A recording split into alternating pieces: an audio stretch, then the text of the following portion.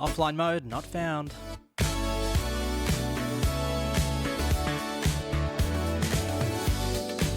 Hey everybody, and welcome to the Level Up Time Show, episode number 5. It is Wednesday, the 29th of July, 2026. Thanks so much for joining me. And we have a lot to talk about this week, which is great. It's good to have some news. A lot of it surrounding offline mode not being found, as the title would suggest, as Xbox and PlayStation Network go down, right as boycott pressure sort of lingers over Sony's disc decision, and we got some hot games coming out, a bunch of dates for video games. We've had the dates for God of War Laufey and God of War Laufey, and we've also had some dates for Aliens, Fireteam Elite 2, which is really, really cool to see. It's really fun to see games sort of announce their dates closer to release and not have sort of this year and a half long wait for when a game's going to come out. So that's pretty cool. And you know, if we can say one thing about where gaming is going, I'm hoping that's the one thing that we keep. Let's put it that way. This week we've got a lot to get through. We've had, as I said, a bunch of bad news coming out of PlayStation Network. We've had an outage. We've had an outage at Xbox, where the CTO had to get on Twitter and give a bunch of lines about how this is not acceptable and we'll have to fix it. So we'll see what the future holds. But all of this sort of begs the question around what's happening with our all-digital future. You know, we're looking at a future of consoles that probably don't have disk drives. And so what does all this outage mean if you can't even play your games? People were having trouble on the Xbox outage, even putting a game that they own on a disc and it not loading because it needed certain entitlements checks to be done. We'll talk all about that today. And then also, you know, as I mentioned at the start of the show, Sony is ditching physical discs from 2028, and there's a bunch of mounting pressure from community groups around. There's a blackout that's being organised, I think, in August, to you know, don't touch a PlayStation for a week or don't log into PlayStation Network for a week. There's a change.org petition. It's got like 400,000 signatures. We'll talk about that. And as I said, you know, some release dates coming out. So some good news. We've had God of War Laufey getting a release date. We've also had some news coming out of Cory Barlog over at Santa Monica Studios, talking about how it will connect to the next big Kratos installment of God of War in the future. And Aliens Fireteam Elite 2 gets a release date with a little bit of a sneak peek, very, very sneak peek trailer. And some news around what the co-op is going to entail with the second iteration of that game. And we've got a whole bunch of games coming out this week, which we'll also talk about on the drop before we get into your mailbox, your stories, and we'll talk all about that today, plus what we've been playing here at Level Up Time. So let's get into it with the news. And PlayStation Network has suffered a pretty major outage. It went out across the board. We've had everything from account management. The PlayStation Store obviously went down. Cloud streaming went down. And I think some of the legacy sort of PS3, PS4 and Vita services went down as well.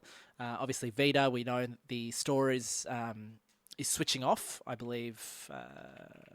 When is the store going to be discontinued? July 2027. So a year left on that beloved Sony handheld. That's going to be, going down soon. But yeah, awful news. It actually delayed the start of a eSport World Cup event. I think it was I was going to say FIFA, but that's no longer a game. The football championship game had a match that had to get delayed, or I'm actually not sure what happened to that match, but I know that it was impacted by the outage. PlayStation usually is the platform of choice for your soccer/football games, and it was also impacted by this outage. Just looking it up now, professional players in Paris could not warm up or play online matches during the downtime, and therefore the final day of the league had to get pushed to the following day. So interesting. I mean, it's not just us average gamers that get impacted by an outage. It actually had wide-ranging implications there. Sony has not, as from what I've seen, acknowledged anything aside from, the usual, hey, we're down, please try these things, here's some troubleshooting steps. but there's a personal angle to this for me. Back in 2011, there was a huge Sony hack which resulted in the PlayStation Network going out. I think it was for a couple of weeks. It was definitely for at least a few weeks.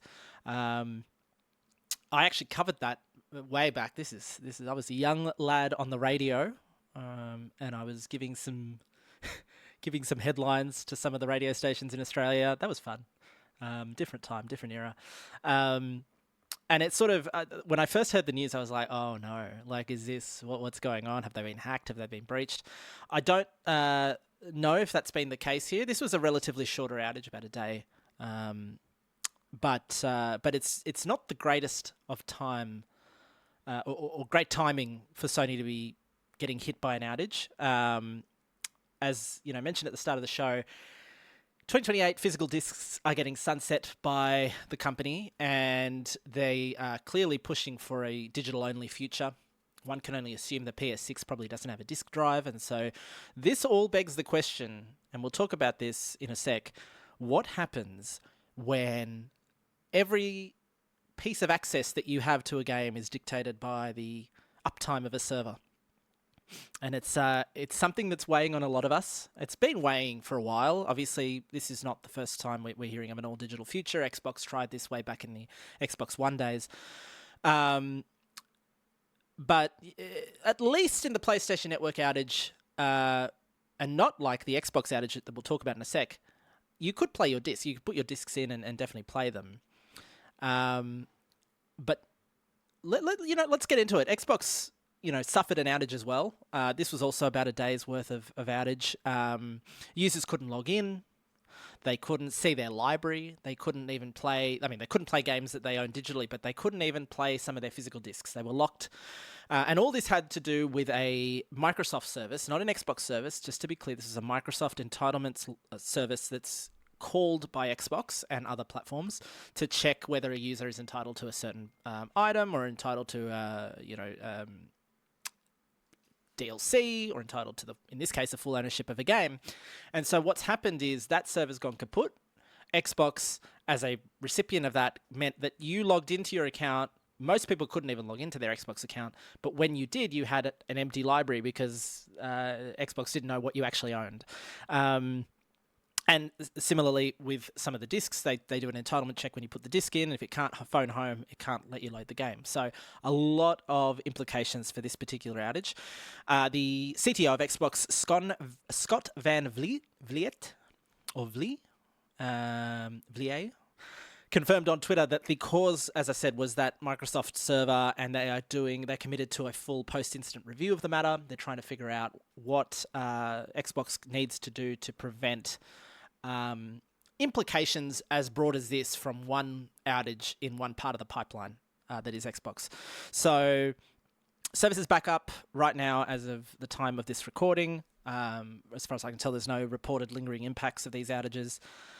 But the angle here is really that, back-to-back outages, firstly, it does not look good for gaming as a whole. But it does not look good in the weeks that you are trying to, reset your company. If you're Xbox, you're trying to do this whole big reset, firing everyone, laying people off, trying to, build Project Helix, which is, we can only assume, also potentially looking at a digital-only strategy. And we'll talk about this a little bit in the analysis. So I wrote a story on leveluptimes.com. Feel free to check it out. It should be on the homepage right now. It is called Analysis Xbox and PlayStation Outages, Your All Digital Future, folks. And it talks all about, tying in all these outages together. We're in a bit of a situation where these companies are not only trying to push for what's best in their interests, which is to say print less discs, save money there, put everything on digital. That way there's no secondhand market and they control the market, and it's all great. It's all fantastic for the corporations.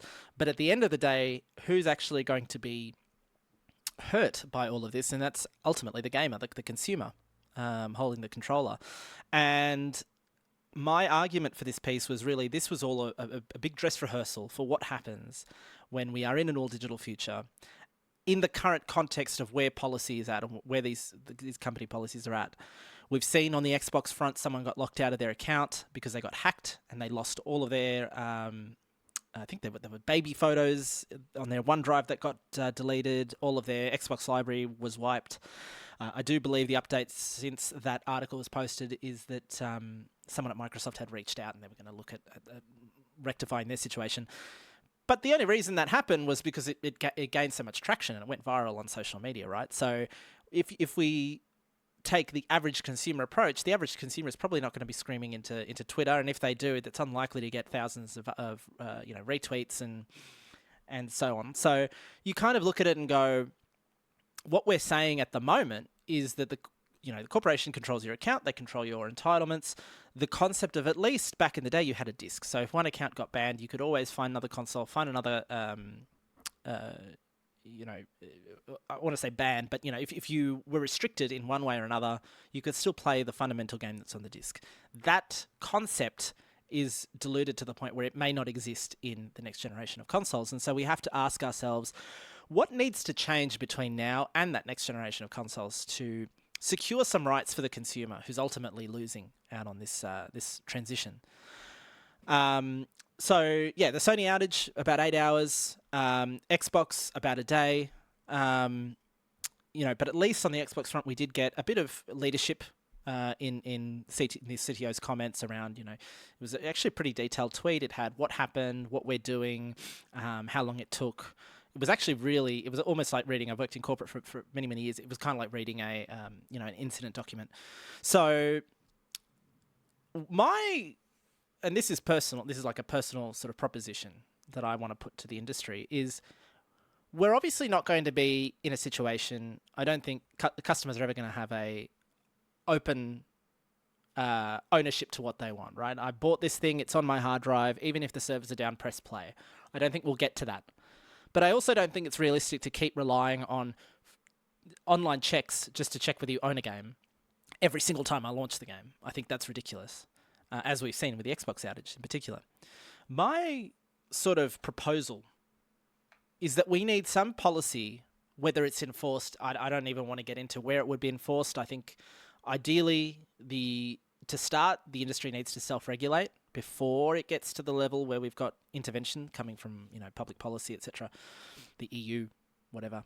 But we need to get to a place where ideally there's a rolling window, right? You own this product for the next 60 days, 90 days, whatever it is, and we're not going to check you in every single time. We'll check you in if you're online. We'll do some background checks, but we're not actually going to prohibit you from launching a game for a period of time. And that alleviates the situation on, being reliant on these servers to be up. It relieves a lot of pressure on the services being called. Look at Steam's offline mode. This is a problem that's been solved for years now. I can press the button right now on my Steam account to play as offline, and I can still play the majority of my games. So, if I'll do it right now. I'm literally on Steam. We've been playing some Marathon. We'll talk about that a little bit later on the show. But if we go to offline mode, and of course my Steam is not functioning as we do this, but if you go to offline mode, you can absolutely, you still own your profile. And I think that was one of Gabe Newell's big things at the time. There was a lot of conversation when Steam originally launched, those first couple of years, where it was Steam, let's be honest, did not have a great track record at the start. They didn't have a lot of customer trust. Those are all things that they've had to, over time, deal with and respond to. And I think they've done, if you ask any PC gamer, the first thing they'll say is, what's your Steam library? Do you have it on Steam? And we've had competition in the market. We've got Ubisoft Connect. We've got, the Epic Games launcher, which is obviously very controversial for other reasons. But ultimately, you can still, on the Steam front, I think there was, one of the conversations that Gabe Newell said was like, there's a button that they will press if Valve ever collapses, and then everyone keeps their games, and whatever that means in reality. But it's the reason you can have a Steam Deck, right, which you can take on the road and play your games at any point. And we've had that in the past. We've had that with the PSP, the PS Vita, speak of the devil. you didn't necessarily need an online connection all times. If we're moving to an all-digital future, we need that redundancy built into the ecosystem once again. We need to bring that back, or we're going to be in the same situation. We're not only eroding customer rights, but we're also eroding the ability for people with dodgy internet connections. I don't like to talk shit about Australia's internet connection because we had a joke for a very long time that we had the worst internet in the world. We've actually got a very, very stable, for the most part, and I'm talking in metropolitan areas. There's obviously issues in the regions, and there's now satellite, Starlink and so on. But, we've got a pretty good internet connection compared to where we were 20 years ago. And so if I sort of look at that, and I have just done the test, I've gone offline and just launched a game just to make sure I wasn't talking out of my butt. And it does work, which is fantastic. So, Lazy Kickers is opening as we speak, and I'm playing it. So, yeah, I think we need to get to some sort of agreement. I think the industry needs to speak up, particularly with the elephant in the room, which is this online-only future. Even if they don't go into the detail of what the Xbox Project Helix is going to be yet, or what the PS6 is going to look like, I do feel like there is some benefit to be had for leaders to step up and say, the industry's changing, everyone's going digital, this is a normal transition that we're going through, which may be completely fair. But on the other, and it may be done for totally fair reasons. I mean, look at the data. People are moving to digital purchases of games, and that's fine. And there's all that issue that comes alongside that. But I think someone needs to say, this is what we're doing to make sure that you have the best experience as a consumer. And both companies need to do that. In the past, you'd see, when Sony were on top, they start to erode that customer trust, and then Xbox came in. You look at sort of the Xbox 360 era, Xbox came in and sort of built that trust up, and then PS3 era, PlayStation kind of lost that trust, then gained it back again in PS4. Funnily enough, with one of the big things that got their trust back was that how do you share a game? Here's a disc, pass it to your friend video that was very popular around E3. So, yeah, I think something needs to happen. So please check out the story if you haven't. It's on leveluptimes.com. It's called, as I said, it's called Xbox and PlayStation Outage, Your Digital Future, folks. Yeah, let me know what you think. I'm very keen to see what the consensus is. I think we need to be reasonable. I don't think it's fair to... Well, I mean, it is fair to push back. You're welcome to your opinion, but I don't think you're going to move the needle much. Whereas if you come from it from an angle of, okay, we're moving in this direction, what are the things that we can do to keep some of those consumer rights? I think that's a much easier way to get into that conversation. And I think players should probably be pushing for that a little bit more. Keen to get your thoughts on this as well. Leave them in the comments section below if you're watching us on YouTube, or if you're listening to us on Spotify or Apple Music. Send in your comments. Podcast@leveluptimes.com. Keen to get your thoughts and read them out on the next episode. Let's move on from that. So, Xbox, PlayStation had an outage. PlayStation is getting away from discs in 2028. But there's a couple of community groups, if you will, that are looking to leave their mark on it and sort of tell Sony what they're feeling. And there's two main things that are coming up. One of them is what they're calling a PlayStation blackout. This is organised by a community group called Does It Play. They appear to do a lot of they do a lot of content around. Basically, they run a lot of tests on games on consoles that are offline to see what you get on your day zero patch. So your absolutely unpatched game, what's on the disc, does it work, can you play it? It's kind of interesting to see. There's a lot of, as you can imagine, broken games that you get if you don't update your games. And that just has to do with the way that we've moved into day one patches, and you sort of put the minimum amount of game on the disc and you hope to God that you can fix it for day one, because otherwise it's going to be an absolute train wreck. That's typically how games are shipped these days. And Does It Play has a YouTube channel. They've got a Patreon, I believe. And they kind of walk through, they put a disc in the drive and show you what you get. And I think they've got a database and sort of, if you're interested in that, it's kind of a neat little, exercise. I mean, most of us, I'd imagine, probably keep our games up to date. We're online all the time. We're chronically online for some of us. But it's really eye-opening to see what gamers that may not have internet connection or may opt not to engage with it actually get on the disc. But that aside, they've organised this PlayStation Blackout. It starts 23rd of August on a Sunday, and I believe it runs for a week. And what they're looking to do is basically make their case to Sony. It's like, hey, we don't want to impact. They're saying that they're trying to minimize impact to third-party publishers who obviously rely on PlayStation players to keep their games going. So they're saying 1 week. There's a lot of backlash to it in the sense of it's not going far enough. It needs to be longer. It needs to be an actual boycott, which would be don't play your PlayStation until Sony fixes this. But they're sort of going for that 1 week blackout period. Their case seems to be beyond just the discs, although the discs are quite important to their argument. They're also saying that a lot of studios are being closed that are fan favourites. There's a lack of support for the PlayStation VR 2, which is the VR peripheral that they put out not that long ago, and we've seen very, very little off the back of that. And also being out of touch with the franchises that players kind of want back. A couple that are being thrown around, like your Jak and Daxters, all these classic PlayStation games that you sort of know and love if you grew up with that console, as I have.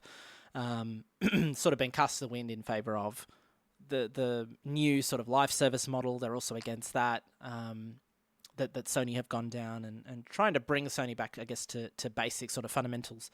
So that's organised. I'm curious to see how it goes, what the turnout is. I mean, the classic example here is that Modern Warfare 2 on PC. Back when they removed they removed server browser from it, they had peer-to-peer, and they sort of said, sorry, PC gamers, you're going to have to matchmake into all your games. There's no more server browser, etc. And there was a huge group, hundreds of thousands of people on Steam that were like, boycott Modern Warfare 2. And there's that screenshot on launch day, which had everyone literally playing Modern Warfare 2 on that list. It was very, very funny. And I almost feel like we're probably going to get into a similar boat here. I don't think a week-long blackout is going to do anything. There's a lot of talk about, there's some reporting actually from Eurogamer saying Sony is totally aware when they made this decision to cut discs that this would land really badly. They knew that going in, and the question then becomes, if they knew about it, they probably are willing to accept some of the brunt. Some of the reporting that came out, I think of Alana Pierce, gave some comments that saying that she was a writer on God of War Laufey. She's been in the games industry for many, many years. And she was saying that there were some guidelines that Sony had sent to people that worked at Sony or people that worked with games on PlayStation, saying, being really, really strict about what you could and could not say on social media, which implies that they were tightening up their policies simply because they knew it's going to be a bit of a Wild West out there for a little bit while people are acclimatized to the news. And so the question then becomes, it almost sounds like Sony is very committed to this plan, regardless of what it means in the short or in medium term, for that matter. And so I'm curious to see what a week-long blackout does. I'm kind of siding with people in the sense that if you really are passionate about this, you need to make that clear to Sony with your wallet, because that's ultimately what's going to matter. But we'll see. We'll see what the blackout does. There's also a change.org petition. It's a separate petition to the one to the blackout. I think there was, last time I checked, I did some reporting on this a couple of days ago, and it was at 340,000 signatures. It's at 350,000 signatures as we speak. And that is a pretty blanket petition asking for Sony to reverse the disc decision that they've got. So we'll see. We'll see what all this means. At the moment, I mean, we've seen this with Sony's handling of Destiny. They have a position and they stick to that position. It's very rare that they will go out of their way to change it, at least recently. And we'll see what all this pressure amounts to over the coming days and weeks. More Sony news here. This time a little bit warmer news is God of War Laufey. Obviously announced at Summer Games Fest. We've been sitting on the news for a while to say when is this game actually going to come out. It's obviously received. It's subject to a fair bit of news in the sense of, or opinion. some people are like, it looks really fun. It looks like a really exciting sort of take on God of War. It's faster gameplay, a bit more action focused when you compare it to the 2018 God of War, the Nordic God of Wars and Ragnarok. And there's obviously the other side of the reception has been, where's Kratos? This isn't a God of War. This is something different. And we're going to find out pretty soon. It's coming out on February 16th next year. Obviously, Deborah Ann Wool playing Laufey, who's Kratos' late wife. Some other news that came out of it, I think probably in response to all of this back and forth online, has been Cory Barlog was doing a panel recently, and IGN was reporting that he said that the events of Laufey will actually set up and expand what's next for Kratos. Sort of, I guess, addressing some of those fan nerves that, this is moving away from Kratos, and what does this mean for God of War? And obviously, in amongst that dialogue, which is perfectly fair if you've been following the franchise for years, there's obviously a little bit more politically charged commentary that sort of underlies some of it. So I think the best thing to do is ignore that, right? But the core ask is, where's Kratos? For better or worse. I mean, God of War is Kratos. It's Kratos. He is the God of War. And so therefore the question becomes, what does Laufey do for that storyline? What does it do for that franchise? The answer seems to be, no, there's definitely more Kratos God of Wars coming. Don't worry about it. And what happens in this story will affect what comes next for Kratos, which is interesting. So a bit of good news for PlayStation dropped into a week of otherwise crap coming out of PlayStation camp. And last but not least, in the headlines, we've got Aliens, Fireteam Elite 2. Trailer is dropped it's a very short trailer. I think it's like 15, 20 seconds, something like that. But it does drop a release date of less than a month away. It's coming out on August 25, which is a pretty fast turnaround when you consider the game was announced back in May. They're saying that there's going to be some new perks, abilities, weapons, and some new xenomorphs. So I actually don't know too much about the lore. Obviously, I've watched my fair share of Aliens, but how many xenomorphs are there? How do you invent them? Are they lore-based xenomorphs? I'm curious.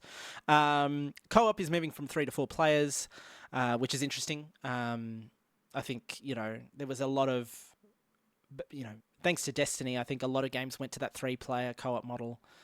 The fire teams, obviously, in Destiny were 3 players. It never quite felt right. It made sense for Destiny because you had the 3 classes. It kind of made sense to have a fire team of 3. But it never really made sense when other games started to do it because 4 is just such a nice round number. Historically, there's 4. You could have 4 controllers for a multiplayer LAN party kind of. That's typically on a couch. Is kind of like the thing in games.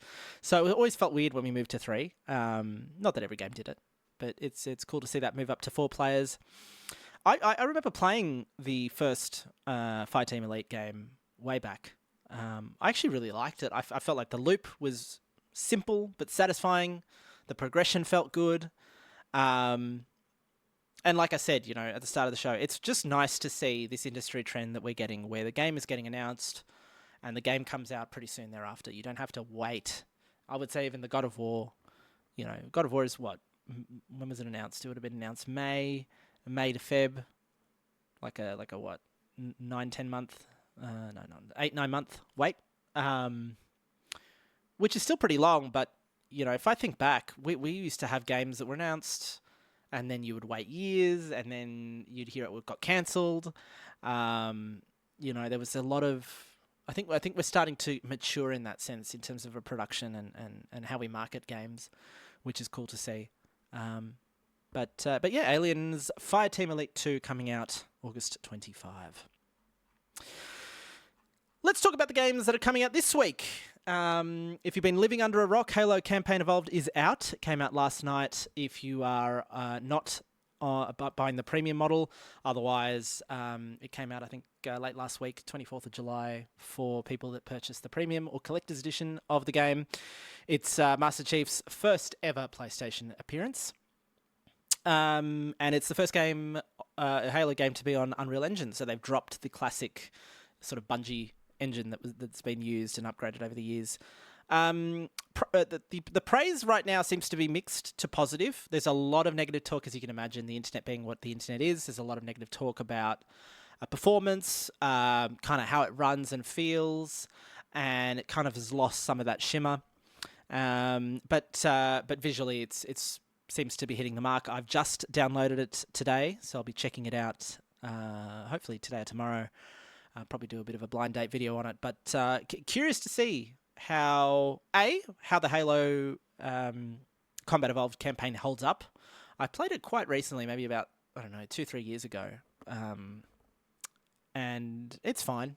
It's. I don't think that game's going to necessarily age out too much. It was kind of came out at just the right time, where I think a lot of those shooters that came out just before Halo kind of fell into this path where they could have, they just don't hold up. I mean, look at the original Killzones on PlayStation. Look at even on the Xbox, there were a bunch of Project Dark Zero does not hold up at all. So I'm curious to see how the new campaign holds up, or the remaster holds up. That's Halo Campaign Evolved. We've also got Mistfall Hunter out, I think tomorrow. Yeah, tomorrow, 30th of July, on pretty much everything. It's a extraction game. It's a PvPvE ARPG. So it's kind of a dark fantasy extraction. If you played Dark and Darker, I got into a pretty crazy Dark and Darker hole a few years ago. And they kind of kept trying to make it something, and I don't think they quite ever hit that mark. But Mistfall Hunter is actually published by Skystone Games, which is owned by David Brevik, who he's the creator of Diablo. And so curious to see how it does. I've been watching a couple of people on Twitch stream it. It seems pretty fun. It seems like more of that kind of gameplay. It doesn't seem particularly inspiring, but it does have a much nicer coat of paint than, say, Dark and Darker does. So I'm keen to check that one out. The open beta did quite well. I think it pulled in over 400, I think almost 450,000 players when it was in open beta, and the subsequent sort of open playtest that they had. So it's certainly got some backing. My question is more, does it have the heat to stay relevant? And that's probably where I'm more skeptical when it comes to Mistfall Hunter, but I'm sure the game is plenty of fun, and keen to check it out. Turnip Mountain, this is a solo developer making a physics climbing game with local co-op, and it's like a turnip with two arms. It kind of looks a bit weird and wild, and you can move. If you're playing local co-op, one player has the left arm, one player has the right arm, and so you're trying to climb up these levels. It's a sort of a 2D game. Looks pretty neat. That is out on PC, PS5, Xbox Series, and Switch.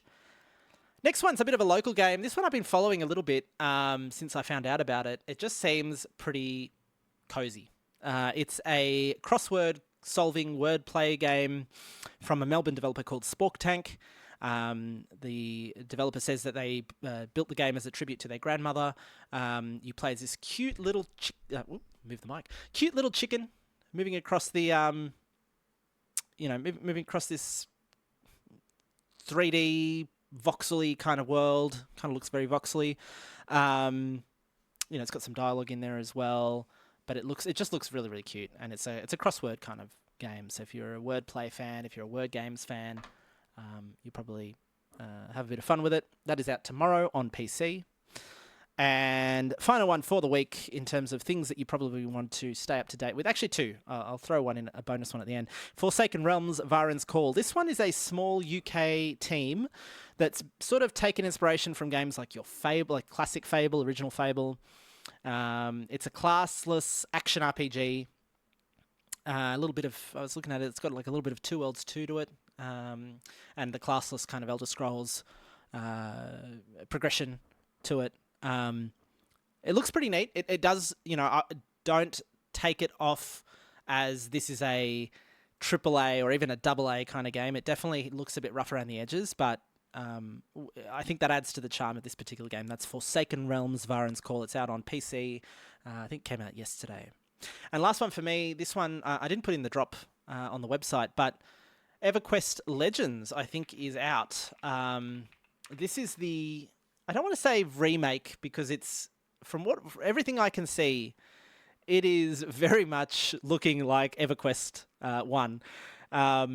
But it's a reimagined version of EverQuest. So you sort of have taken some quality of life to it, and sort of UI upgrades, the way you manage your spells and those sorts of things. I haven't played EverQuest in many years, but I'm kind of keen to check this out. If you are an EverQuest player and sort of have played Legends, I know they've done some beta testing for a while here. Get in touch. I'm curious to see. Like, I probably will never get to the point. I am not at the point in my life where I can pick up an MMO, particularly not one that's 27 years old now, in that level of depth. But I'm really curious to hear from an EverQuest aficionado what's actually changing between EverQuest and EverQuest Legends. I don't know what they're doing with EverQuest 1. Like, is that going to be... Like, are the servers the same? Like, I have a whole bunch of questions that I don't have answers to. I would say, Daybreak, who's the developers, I think it's Daybreak, yeah. Daybreak, they haven't done a great job of sort of they've done a good job explaining what EverQuest Legends is, but they haven't done a good job of explaining why should I care about it today unless I already play EverQuest. And if I already play EverQuest, what am I getting that's different? I feel like the marketing has sort of been a bit... it hasn't been very focused or targeted.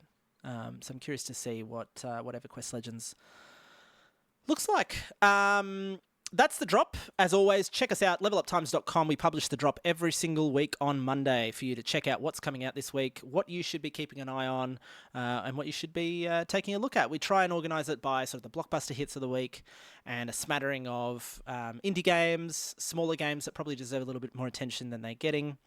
And as I said, drop that every week. And if you are a member of leveluptimes.com, you can also add those games to your library so you can get notified when they come out, when breaking news comes out for those titles. You'll get it all there on the site, leveluptimes.com. What am I playing? I've been playing a heck of a lot of Marathon.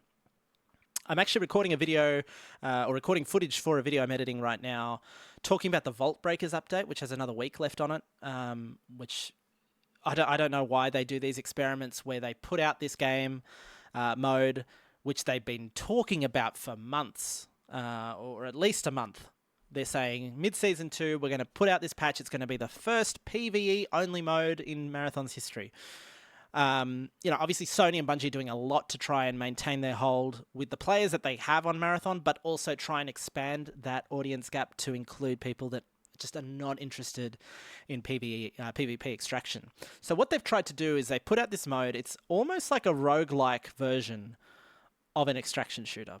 So the way it works is the map is the Cryo Archive, which is the raid, kind of endgame raid map that they put out with Marathon, and you are only allowed when you play Vault Breakers mode to use this special kit. So you select the sponsored kit, you put it on, and at the start you basically come in with the crappiest gear, no shield, absolutely nothing, and you can loot when you're in the map.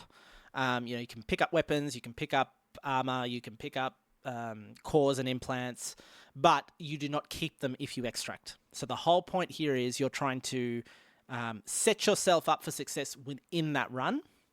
And when you're playing, you're trying to crack into these vaults. There are sort of 2 tiers of vault. There's a tier 1 vault, which is the one when you drop, you pick up a key card, it'll direct you. The game kind of tries to explain how to play Cryo because it's kind of different to a traditional round of extraction. You're picking up security tags to get into higher rated clearance rooms within the ship. This actually takes place on the Marathon itself. And you're picking up batteries to do mechanics that let you get into these vaults. So there's a bunch of mechanics going on. There's a limited time. You've got 30 minutes with you or your crew to get in and extract with as much as you can. And when you crack into a vault, you do a little puzzle where you match some symbols, and then you open the vault, you get in, you loot this currency, and this is it's I guess the mode specific currency. There's tier 1 and tier 2 materials. When you do the easier vaults, you're getting the tier 1. When you decide to go for a tier 2 vault, you get those tier 2 materials. And if you extract with those, you keep them, and that's what you can then spend to purchase upgrades for the kit so that you come in a little bit more geared the next time you play the mode. Now, they're calling it an experimental mode. This is it's out for about 2 weeks. There's 1 week left as of this recording. And they've just put a patch today or yesterday to sort of help the solo experience. I have been doing a bunch of testing. As I said, I've probably got like 6 hours of footage recorded. I'm trying to do this kind of tutorial-y analysis opinion piece of the mode, just because I love Marathon so much, and I was like, this would be a cool way to flex my video editing muscle, which I haven't done in a long time. So, not a lot of time to do it. There's a lot of progression to be had, and it kind of feels like, why are we limiting this mode? I understand if they're doing it to, they do it with other parts of the game because they're trying to focus in or hone in the player base. But in my opinion, the people that are playing Vault Breakers are unlikely to be also omnivorous enough to play the other modes, the actual extraction modes, the PvP stuff. So just keep it running. Like, why are we taking this thing off? The amount of time that you have to spend in this game if you want to get those T2 materials and upgrade your kit all the way, it's really onerous to ask players to do that in 2 weeks. The other thing you can do with those T2 materials is you can actually buy gold weapons. And I think some other smattering of bits and pieces that you can put in your vault. So if you play enough of this mode, there is some benefit to the rest of your your traditional extraction loadouts, which is cool. But I'm very, I'm just not sure why we're doing this as a limited time thing. It makes absolutely no sense. Now, Bungie's saying that they're going to be putting a full PvE mode in Season 3. And Season 3 also, I think they're doing an overhaul of the perimeter map, which is the first map that they put out, or I guess the first map that you experience when you play Marathon. And some, let's see what this experiment comes out with. Obviously, with Joe Ziegler gone, he was actually quite a good communicator, and he would go on Twitter. He would actually put posts. I remember even seeing when I would load up Marathon on Steam, it would show up in the the community section. He'd put a post saying, "Oh, we've done this. We're changing this," because it was very, very responsive. I haven't seen much from the new game director, so I'm curious to see what we get in terms of feedback at the end of this mode. I also got an email from Bungie a couple of days ago asking me to do a survey about Vault Breakers. So it's really, I understand that they are probably learning a lot about it and how people engage with the PvE mode. I just feel like they need to do a little bit more in terms of just keep it running. It's a mode, just keep it there, and B, they need to do a lot more in terms of onboarding the map, particularly for new players. Think about the people that are playing Vault Breakers. They're probably, I'm sure there are some. I've certainly played my share of Cryo Archive. Not that I'm very good. I get killed immediately whenever I play that map. But there's probably not a huge overlap of people that know what they're doing in Cryo Archive. And the UI, there's like a little bit of a mission system that they put on the screen, but it's not helpful. Especially like you've got to get these cryo containers and you've got to take it somewhere else. You've got to put batteries in to fill up the cryo container so you can take that back with other batteries and, unlock the vault and stuff like that. Like the amount of mental overload that it takes to actually play the map if you've never played it before is insane. And I'm hoping my video that I'm going to put out soon can sort of touch on that. But that's Marathon. I mean, I have not actually in all of this. I have not actually played any extraction Marathon, but I've been having a blast with Vault Breakers, and I'm curious to see what the solo tuning that they've done. They put a patch yesterday with some solo tuning.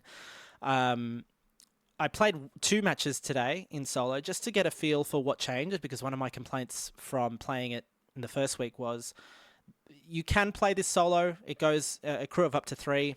It match makes you into a crew if you've got crew fill on. Do not play this solo, particularly if you're new, and particularly if you don't have a kitted up Vault Breakers kit. You will die. Even playing now with the changes that they've made, it's still it's more approachable, but it is still a slog. You still have 30 minutes, and you've got to do all this work. You've got to get all of the security keys to level up your clearance. You've got to get all the battery, and you're doing this all on your own. It's not tuned for solo play. That being said, I love watching. There's a streamer called Bog on My Dog on Twitch, and he's been playing Vault Breakers in solo to try and kill the compiler, he's the final boss. He's like the alien, the Sphit alien for any marathon lore enjoyers out there. And that's fun to watch, but it's not approachable. And he's struggling, right? So he can certainly get to the boss, but it's not tuned for solo play. Do not recommend it.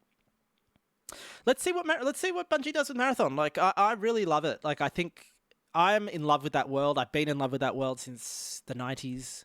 Since I was a small child, I remember playing Marathon, and reading all the security logs and, Durandal and Tycho. Oh, it's just such a great world.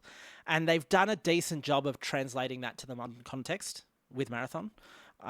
So I really want to see what they can do with this game. I hope it lasts. I know it's a struggle for them, and I don't know if it can make it, if I'm being really critical about it, but I hope they do. I really like Marathon. And last but not least, I've been playing a bunch of Splatoon Raiders. Splatoon Raiders is a Switch 2 game. It's a single-player focused. There is some multiplayer, and I'll talk about that in a sec.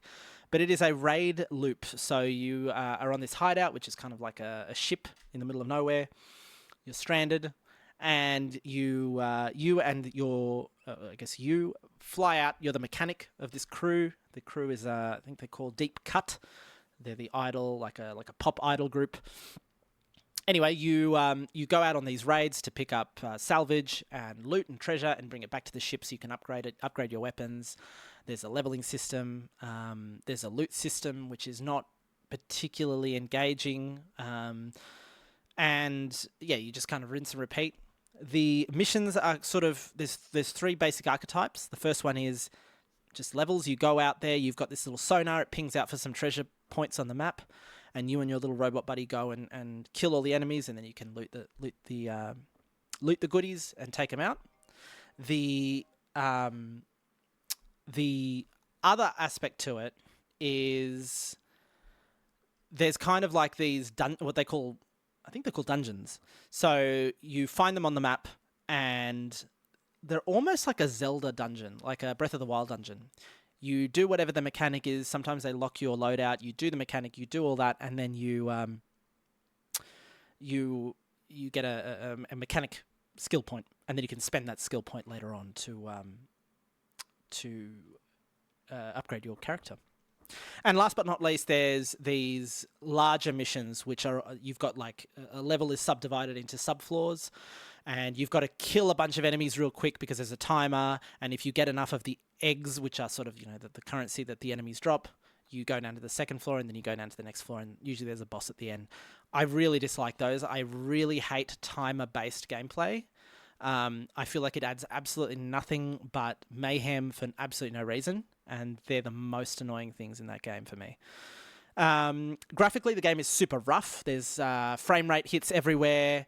There's just drab-looking, flat textures. It is not a nice-looking game. And again, the combat is fine. If you're a Splatoon fan, you probably enjoy that. I played a lot of Salmon Run back in the old Splatoon games, and do enjoy the core loop, but it is not engaging enough for me. The other problem I have is the control scheme. The Switch 2 controls, either in docked mode where I'm sort of holding the controllers, or in handheld mode, they have never been good for these kinds of games. For high, fast-paced action games, they cramp my hand. The gyro aiming is absolute rubbish. It's a disaster. Just the way the game handles is not fun. But that's probably a broader Switch 2 control scheme problem, and I'm thinking about investing in a Pro controller to hopefully alleviate some of that. I'm going to keep poking at it. I played it a few times since our video. We've got a video up on the site, Blind Dates video. I've been sticking with it a little bit. I don't know if I'm going to get to the end. There is some multiplayer in there. The way the multiplayer works is weird. So if you are on the map, the treasure map, which kind of leads you from mission to mission, you can say, hey, I'm struggling with this, and you put a ping out, and it kind of tries to matchmake you with other players to finish it. Or you can go to this signpost board, and you can do a search for other people that use the same gameplay tag as you. It's a very Nintendo Online nonsense.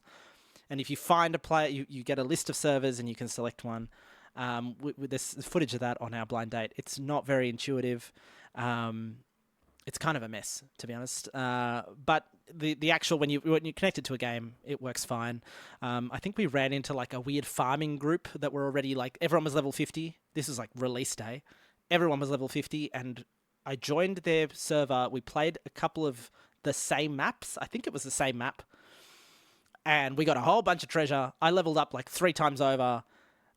And then we went back and did it again. It was very, very weird. And then everyone disconnected. Classic. But that's Splatoon Raiders. I mean, it's cutesy. It's fun. If you, I probably would not pay full price for this. But if you can get it on special, if you can get a good deal for it, it's kind of a neat little time waster. But that's Splatoon Raiders. And that's kind of it. I mean, this week is going to be pretty busy. We've got Halo coming out, which we're going to definitely spend some time with. And also keen to check out, I think I've been saying this for a few weeks now, 70 style Robot Anime Geppy X. That is on my list. And then going to keep working on this marathon video. I hope I can actually finish it before the mode ends. So another reason for me to petition Bungie to keep that mode going longer than a week from now. Let's take a little break here, and then we will get into the letterbox. And we are back for the mailbox. Thanks for joining me. If you have any questions for the mailbox, please feel free to send them through to us at podcast@leveluptimes.com. That's podcast @leveluptimes.com. We've had a couple of questions over the site, like in comments on the site, and also we had one email, which we will get to. The first one here is, this was off the back of the story I wrote with over the past couple of weeks with Sony, sort of, struggling with their 2028 date of disc production cancellations and the PlayStation blackout, which we mentioned earlier on the show. One question which was interesting was, are you actually joining the PlayStation blackout on August 23rd? And if you are, what would it take for you to end it early? I mean, for me, I'm technically blackouting as we speak because I have not touched my PlayStation since Saros, which was, when did Saros come out? April. So May, let's say May. I have not touched my PlayStation. It's sitting here behind this monitor. It's unplugged.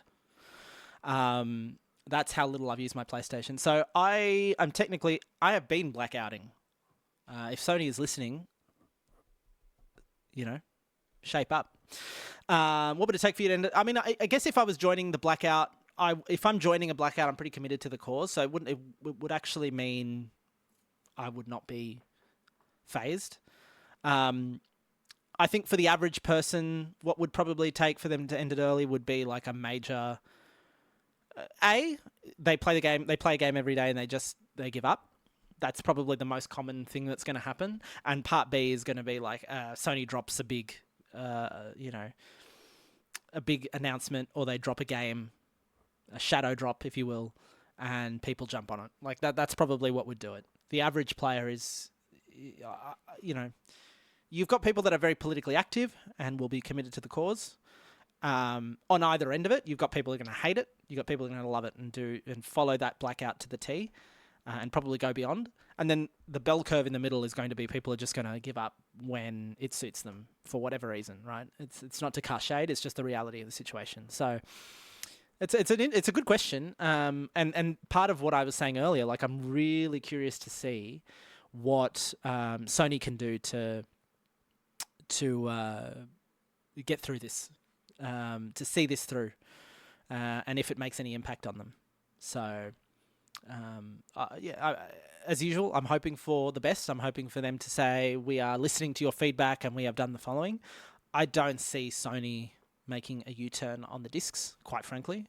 I think the decisions are probably locking in around the PS6. I think the decisions are locking in around what it costs to produce those games, and it sounds like they've got some plans for the plants that make those games as well. So I don't think they're going to change on this. I think there's possibility they hear you out on other things like the studio closures. We're gonna make a new Jak and Daxter game. I could see them doing something like that. Like we're investigating these franchises, but I don't see them saying we're bringing discs back in PS6. I don't see it happening. And this was a comment that we actually had when we did a live for Splatoon Raiders. I was really struggling at the time for context on this one with the controllers. I was holding the controllers not in the little Joy-Con holder. I was just holding them left hand, right hand. And it was around how rough are the controls for third-person shooter style game, and that's what led to my commentary earlier. The comfort workaround is to put the controllers down because they hurt here. They hurt the pad. I don't know if you can it's whatever. They hurt the pad of my hand after a while. And it's really like it's a muscular fatigue.